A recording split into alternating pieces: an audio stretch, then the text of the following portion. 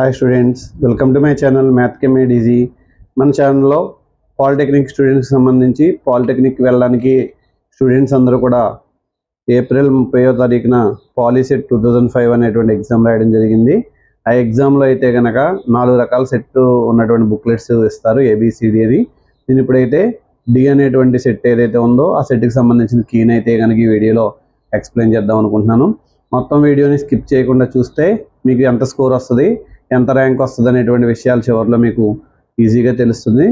So మొట్టమొదటిసారిగా మన ఛానల్ని చూసేవాళ్ళు లైక్ చేయండి, షేర్ చేయండి, అలాగే మన ఛానల్ సబ్స్క్రైబ్ చేయడం మాత్రం మర్చిపోకండి.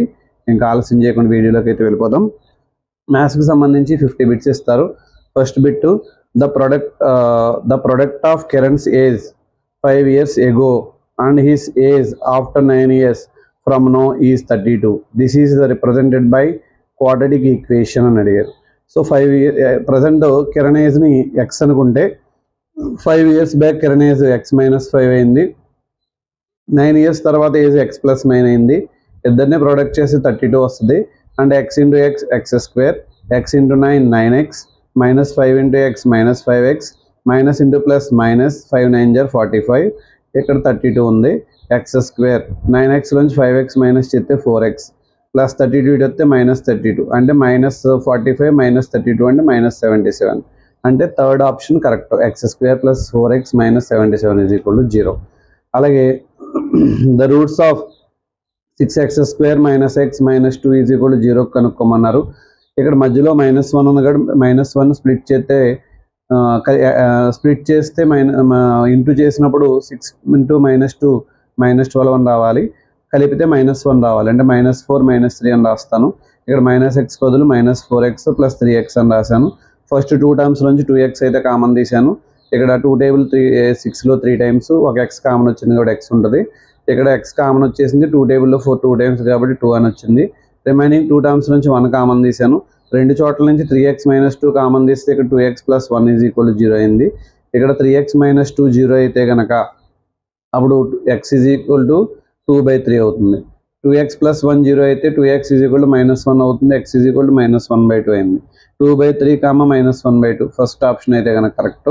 నెక్స్ట్ బిట్, ఈ ఈక్వేషన్కి రూట్స్ ఎలా ఉంటాయని ఫైండ్ అవుట్ చేయాలి. దానికోసం డిస్క్రిమినెంట్ ఫైండ్ అవుట్ చేయాలి. b² - 4ac, b value -5 -5 whole square, -4 into a అంటే 3, c అంటే 2, 4 3 = 12, 12 2 = 24, 5² అంటే 25, 25 - 24 అంటే 1, గ్రేటర్ దాన్ 0 కాబట్టి roots are real and unequal అని చెప్తాం. అదే కనుక =0 అయితే roots are real and equal అని చెప్తాం అనమాట. సో ఇక్కడ కన్ఫ్యూజ్ చేయదు, జాగ్రత్తగా చూడాలి. నెక్స్ట్ బిట్ మనం 4th బిట్ చూద్దాం. ఈ 4th బిట్కి సంబంధించి 2 నెంబర్స్ని యాడ్ చేస్తే కనుక 2 నెంబర్స్ని యాడ్ చేస్తే ఓకే, ఇక్కడ 2 నెంబర్స్ని యాడ్ చేస్తే 27 రావాలి. ఇంటూ చేస్తే 182 రావాలి. సో ఇక్కడ వీళ్ళిద్దరిని యాడ్ చేస్తే 25 వస్తుంది. ఈ ఆప్షన్ అయితే కాదు. మిగతా రిమైనింగ్ 3 ఆప్షన్లో ప్రతిదీ 27 ఉంది యాడ్ చేస్తే. ఇంటూ చేసి చూద్దాం. 13 14 jar 3 14 jar 42, 2 4, 1 14 jar 14 + 4 ఎంత అండి 18. ఇలా షార్ట్ కట్లుగా మనం ఆప్షన్ బట్టి చూస్తే ఈజీగా వస్తుంది. Second option is correct. ఒక 100 బాక్సెస్లో ఏం చేసామంటే ఫస్ట్ మనకి 50 1 రూపీ కాయిన్స్ 50 వేసాం. 100 బాక్స్ ఉన్నాయి అనమాట on the first day. And 25 coins added every day. ప్రతిరోజు ఇంకో 25 కాయిన్స్ వేసుకుంటూ వెళ్ళిపోతున్నాం. మనల్ని కన్ఫ్యూజ్ చేస్తే ఇక్కడ 100 బాక్స్ అనే మాట ఇచ్చాడు. యాక్చువల్గా అది మనకు అనవసరం. 50 రూపీస్ కాయిన్స్ వేసాం. రూపీస్ కాయిన్స్ 1 రూపీ కాయిన్స్ 50 వేసాక నెక్స్ట్ డే 25 చొప్పున యాడ్ చేసుకుంటూ వెళ్ళాం కాబట్టి 50, 25 యాడ్ చేస్తే 75, 25 యాడ్ చేస్తే 100, నెక్స్ట్ 125. థర్డ్ బిట్ అయితే థర్డ్ ఆప్షన్ అయితే కరెక్ట్. ఈ ఏపీలో కామన్ డిఫరెన్స్ ఎంత అని అడిగేది. A2 - A1 అంటే 1 - 3 అంటే -2 అవుతుంది. Second option. 10th term find out చేయమన్నారు. ఇందులో ఏ వాల్యూ ఏమో 1, కామన్ డిఫరెన్స్ d = -1 -1 అంటే -2 అవుతుంది. సో ఇక్కడ A10 formula a + n - 1 × d. 10 - 1 అంటే 9d అవుతుంది. ఏ వాల్యూ ఎంత 1 + 9 × d అంటే -2 అంటే 1 - 18 అంటే -17 అవుతుంది. Second option correct. Next first 22 terms యొక్క సమ్ అడిగాడు. ఇందులో ఏ వాల్యూ ఎంత 8, కామన్ డిఫరెన్స్ d = 3 - 8 అంటే -5, Sn = n/2 × 2a + n - 1 × d. ఆ ఫార్ములా ప్రకారం ఏ బదులు ఇక్కడ 8 by 10 to 8 జర్ 16, n మైనస్ 1 అంటే 22 మైనస్ 1 అంటే 21 అవుతుంది, ఇంటూ డి అంటే ఎంత అవుతుంది -5 అవుతుంది. సో టోటల్గా ఇంటూ చేస్తే 11 ఇంటూ 16 మైనస్ 105 అవుతుంది, అంటే 11 ఇంటూ -89 అవుతుంది, అంటే -979 అవుతుంది. First option correct. నెక్స్ట్ ఇప్పుడు D and E are mid points of side AB and AC in triangle ABC. ఇంకో ట్రయాంగిల్ ఏబిసిలో డిఈలు 2 మిడ్ పాయింట్స్. బీసీ 10 ఇచ్చారు కాబట్టి ఖచ్చితంగా ఇది ఆఫ్ ఉంటుంది, అంటే 10లో ఆఫ్ ఎంత 5 కాబట్టి second option is correct. So similar figures కానివి ఏంటని అడిగారు. సర్కిల్స్ ఎనీ 2 సర్కిల్స్ సిమిలర్గానే ఉంటాయి, ఎనీ 2 స్క్వేర్స్ కూడా సిమిలర్గానే ఉంటాయి, any 2 equilateral triangles all sides ప్రపోర్షనల్గా ఉంటాయి, ప్రతి యాంగిల్ 60 ఉంటుంది. కానీ ఐసోసెలస్ ట్రయాంగిల్స్ ఒకే రకంగా ఉండాలని రూల్ ఏం లేదు కాబట్టి ఇది అవుతుంది అనమాట. నెక్స్ట్ ఇక్కడ ఇందులో డిఓసి యాంగిల్ అడిగారు. ఇక్కడ యాంగిల్ ఆల్రెడీ 125 ఇచ్చారు. So some of the linear angles total చేస్తే 180 రావాలి మొత్తం. ఇక్కడ ఆల్రెడీ ఇది 125 వచ్చింది, అంటే 180 నుంచి 125 మైనస్ చేస్తే 55 అవుతుంది అనమాట, అంటే సెకండ్ ఆప్షన్ కరెక్ట్. నెక్స్ట్ ఎం అనే పాయింట్ ఇచ్చారు. ఎం అనే పాయింట్ P,3,4 అనేది దీని మిడ్ పాయింట్ అంట. సో మిడ్ పాయింట్ ఫార్ములా ఏంటి x1 + x2/2 కాబట్టి ఇందులో పీ కనుక్కోవాలి, అంటే ఓన్లీ x కోఎఫిషియెంట్స్ని ప్లస్ చేస్తాను. -6 + -4/2 ఈజ్ ఈక్వల్ టు ఇక్కడ ఎంత అయిందంటే కనుక -10/2 -5 అవుతుంది. అది p/3కి ఈక్వల్ చేస్తాం, 3 ఇటు వెళ్ళిపోద్ది కాబట్టి 5 3 జర్ 15, p is equal to -15. Fourth option is correct.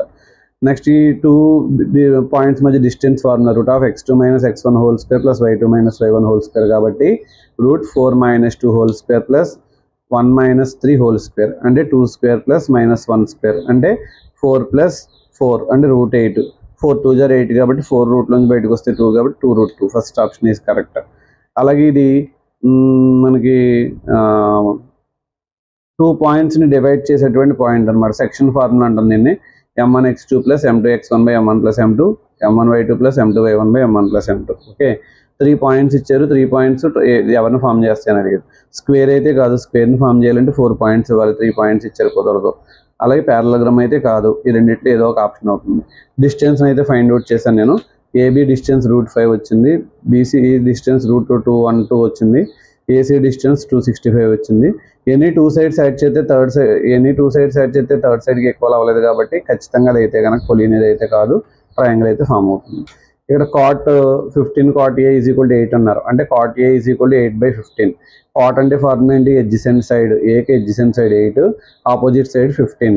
అంటే అప్పుడు మనకి హైపోటెనస్ కావాలంటే side square plus side square కాబట్టి 15² అంటే 225, ఇదేమో 8² అంటే 64, యాడ్ చేస్తే 289, 289 రూట్ ఎంత 17 అవుతుంది. సైన్ ఫార్ములా ఏంటి, ఆపోజిట్ సైడ్ బై హైపోటెనస్ కాబట్టి 15/17 అవుతుంది, అంటే second option is correct. Next 2 tan 30 degrees 1 + tan square 30 degrees అడిగారు. 2 × tan 30 అంటే 1/√3, 1 + tan square 30 అంటే 1/√3² అవుతుంది, అంటే 1/3. ఎల్సిఎం కడితే 3 1 జా 3 + 1/3 అయింది, అంటే ఇక్కడ 4/3 అవుతుంది. 3 పైకి వెళ్ళిపోతుంది. 2 4లో 2 టైమ్స్ క్యాన్సిల్ అవుద్ది, √3 3లో √3 టైమ్స్ క్యాన్సిల్ అవుద్ది, √3/2. √3/2 ఈజ్ నథింగ్ బట్ sin 60 కాబట్టి first option is correct. secant A + tan A × 1 - sin A అని అడిగారు. సో secant A ని 1/cos A + tan A ని sin A/cos A అని రాశాను.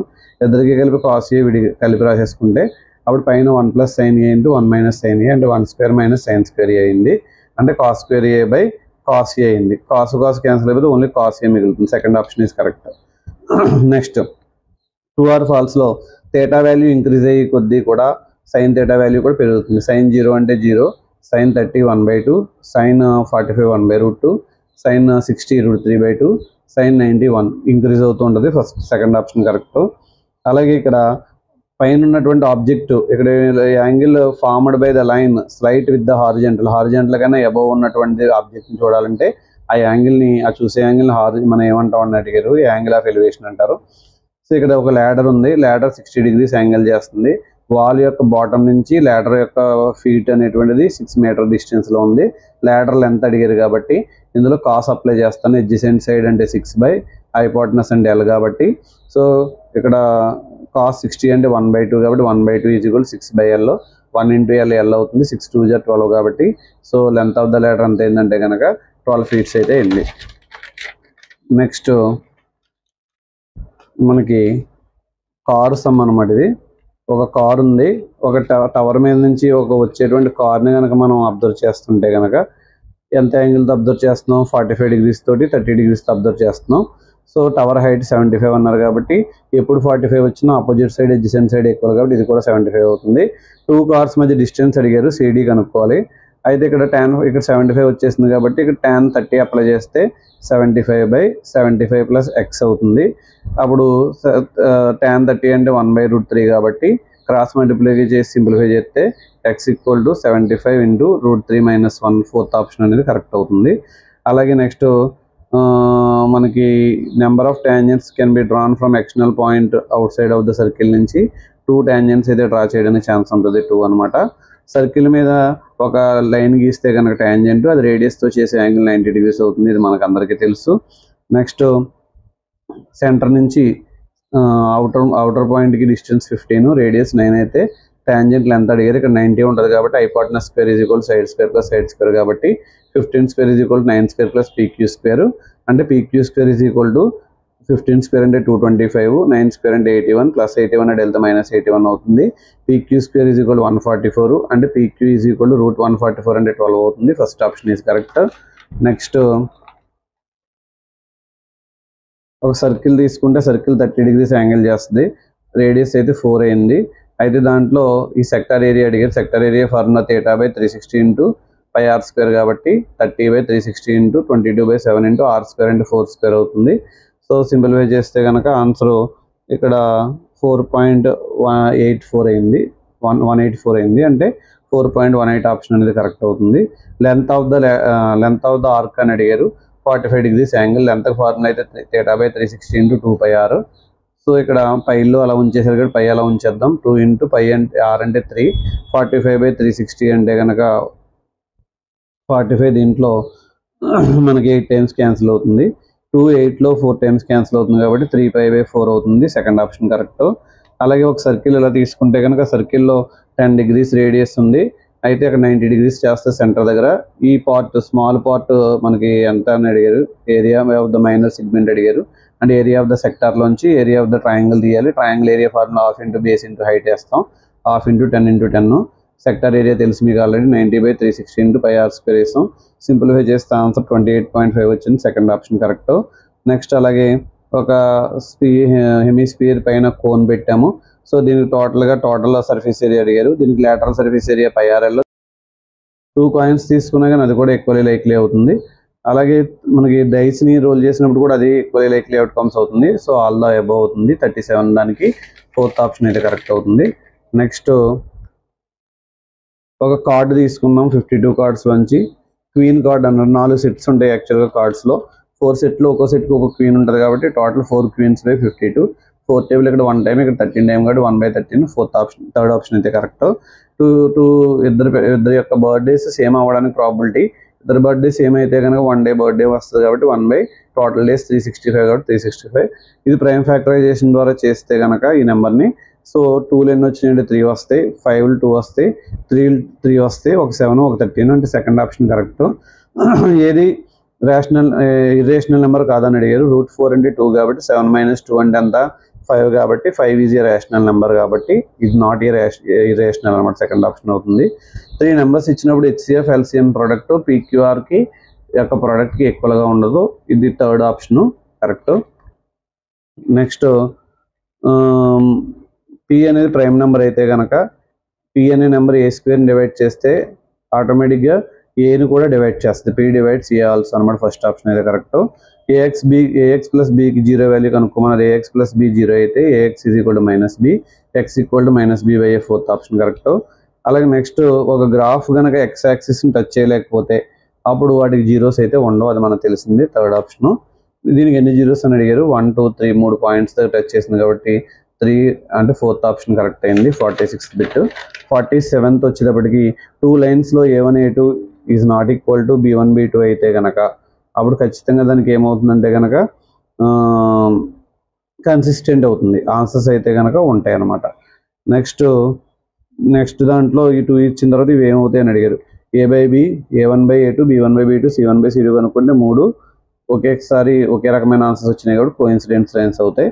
అలాగే వీటికి అయితే కనుక A/B is not equal to A1/A2 is not equal to B1/B2 అవుతుంది. అంటే దీనికి యూనిక్ సొల్యూషన్ అయితే ఉంటుంది. నెక్స్ట్ దాంట్లో దీనికి సొల్యూషన్ అడిగారు. సో ఎలిమినేషన్ మెథడ్ ద్వారా ఫస్ట్ ఈక్వేషన్ 2తో ఇంటూ చేసి ఎలిమినేషన్ మెథడ్ ద్వారా చేస్తే x వాల్యూ 4 y వాల్యూ 2 అయితే వచ్చింది. ఇది అంటే సెకండ్ ఆప్షన్ అనమాట. ఇలా మనం మ్యాథ్స్లో బిట్స్ అయితే కంప్లీట్ చేసుకున్నాం. ఇంకా ఫిజిక్స్లోకి అయితే వెళ్ళిపోదాం. The power of a lens 4D అయితే ఫోకల్ లెంత్ అడిగారు. Power is equal to 100/4 focal length కాబట్టి focal length is equal to PL కిందకు వచ్చేస్తే 100/4 × 25 సెంటీమీటర్స్ ఆప్షన్ 3 కరెక్ట్ అవుతుంది. అలాగే height of the image is equal to the height of the object placed near the spherical lens. అయితే magnification ఎంత అని అడిగారు. అంటే ఇమేజ్ సైజు ఆబ్జెక్ట్ సైజు సమానంగా ఉంది అంటే అప్పుడు ఆటోమేటిక్ మ్యాగ్నిఫికేషన్ వాల్యూ ఎంత అవుతుందంటే 1 అవుతుంది. నెక్స్ట్ ఒక ఆబ్జెక్ట్ని మనం 30 సెంటీమీటర్స్ దూరంలో పెట్టాం కాన్కేవ్ లెన్స్కి. Focal length 20. కాన్కేవ్ లెన్స్కి ఎప్పుడు కూడా U వాల్యూ F వాల్యూ మైనస్గా తీసుకుంటాం. 1/F = 1/V - 1/U అని తీసుకుంటే దాన్ని బట్టి మనం 1/V వాల్యూ అయితే -1/12 అని వచ్చింది. అంటే V ఈజ్ నథింగ్ బట్ 12 అనమాట. నెగిటివ్ సైన్ మనం కన్సిడర్ చేయక్కల 12 సెంటీమీటర్స్ థర్డ్ ఆప్షన్ అయితే కరెక్ట్. నెక్స్ట్ ఏది మనకి enormous number of light sensitive cells ఉంటాయంటే కనుక రెటీనాలో లైట్ సెన్సిటివ్ సెల్స్ ఉంటే సెకండ్ ఆప్షన్ అయితే కరెక్ట్. నెక్స్ట్ మనకి కంటి లోపలికి వెళ్ళేటువంటి ఈ ఐ లోపలికి వెళ్ళేటువంటి మన లైట్ని ఎవరు కంట్రోల్ చేస్తారని అడిగారు. ప్యూపుల్ అనేటువంటిది కంట్రోల్ చేస్తుంది. నెక్స్ట్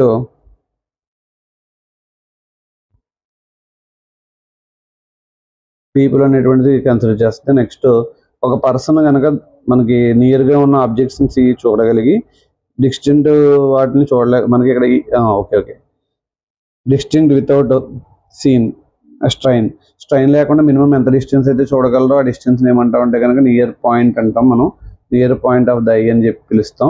నెక్స్ట్ ఏదైనా ఒక పర్సన్ డిస్టెంట్ ఆబ్జెక్ట్స్ని క్లియర్గా చూసి నియర్ ఆబ్జెక్ట్స్ని క్లియర్గా చూడకపోవడానికి హైపర్మెట్రోఫియా అంటారు. First option correct. మనకి మయోఫియాని దేంతో మనకి రెక్టిఫై ఇక్కడ మయోఫియాని దేంతో రెక్టిఫై చేస్తారని అడిగారు. సో కాన్కేవ్ లెన్స్తో రెక్టిఫై చేస్తాం. మనకి కలర్స్ అన్ని ఒకే చోట ఉండని ఏమంటాం అంటే స్పెక్ట్రమ్ అంటాం. నెక్స్ట్ రెయిన్బో ఫామ్ అవ్వడానికి రీజన్ ఏంటని అడిగారు. Refraction dispersion reflection option 2 correct. Next sunset delayed sunset కానీ అడ్వాన్స్డ్ సన్ రైజ్ కానీ దేనివల్ల జరుగుతుందని అడిగారు. అట్మాస్ఫిరిక్ రిఫ్రాక్షన్ అవుతుంది. అలాగే బ్లూ కలర్ ఆఫ్ ద స్కైకి బ్లూ కలర్ దేనివల్ల వస్తుందంటే స్కాటరింగ్ ఆఫ్ లైట్ వల్ల అయితే వస్తుంది. అయితే next speed of the light in the glass ఇచ్చారు. Speed of the light in the air ఇచ్చారు. అయితే మనం ఇక్కడ refractive index of glass with respect to air అని అడిగారు కాబట్టి speed of the light in air divided by speed of the light in glass అని చేస్తే 1.5 అవుతుంది. థర్డ్ ఆప్షన్ అయితే కరెక్ట్. నెక్స్ట్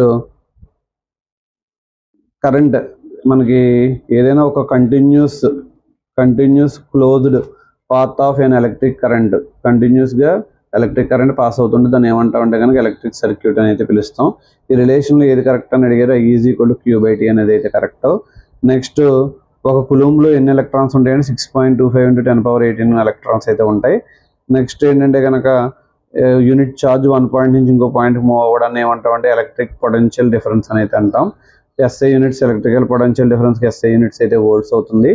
అలాగే నెక్స్ట్ ఏదైనా ఒక సర్క్యూట్లో కరెంట్ పాస్ అవ్వడానికి ఎంత కరెంట్ పాస్ అవుతుందని అమ్మీటర్ ద్వారా కొలుస్తాం. వోల్టేజ్ అయితే కనుక వోల్ట్ మీటర్ అనమాట. సో నెక్స్ట్ 3 రెసిస్టర్స్ని మనం సిరీస్లో కలిపేశారన్నారు. అంటే టోటల్ రెసిస్టెన్స్ యాడ్ చేసేయడమే 30 వస్తుంది. కరెంట్ I = ఫార్ములా V/R కాబట్టి V అంటే 60 మనకి R అంటే 30 కాబట్టి ఓవరాల్గా 2 అవుతుంది. 2 amperes కరెంట్ పాస్ అవుతుంది. అలాగే నెక్స్ట్ హీట్ ఎంత ప్రొడ్యూస్ అవుతుందంటే H = formula I² × R × T. దాని ప్రకారం అన్ని ఇంటూ చేసుకుంటే 200 జౌల్స్ అయితే వచ్చింది. 1 kWh అంటే ఏంటంటే కనుక ఎన్ని జౌల్స్ అని అడిగారు. 3.6 × 10⁻6 joules. Fourth option correct. Next అలాగే 220 volts కరెంటు 5 amperes నుంచి పాస్ చేస్తే పవర్ ఎంత అని అడిగారు. పవర్ = V × I కాబట్టి 220 × 5 అంటే 1100 వాట్స్ అయితే కనుక అవుతుంది. అయితే నెక్స్ట్ ఏదైనా ఒక మ్యాగ్నెట్కి the region surrounding the magnet in which influence that magnet can be detected called as magnetic field అంటాం. అంటే మ్యాగ్నెటిక్ యొక్క ఎఫెక్ట్ ఎంతవరకు అయితే ఉంటుందో దాన్ని మ్యాగ్నెటిక్ ఫీల్డ్ అయితే అంటాము. నెక్స్ట్